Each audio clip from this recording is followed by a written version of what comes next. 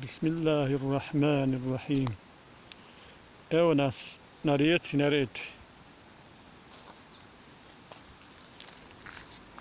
Po preporuci našeg brata Selvedina stigli smo na jedno mjesto fino za odmaranje, a i za kupanje, s tim što je sad rijeka hladna. Evo moj brat Edin, on ispituje vodu, željan kupanja, ali da Bog da danas ništa da bude od toga. Lijepo mjesto, vidite, ovdje može se dobro odmoriti, sjediti.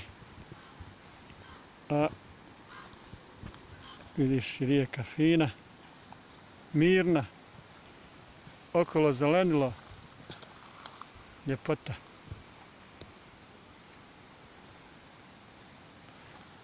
Ovo je Bosna i Hercegovina. Evo vidimo.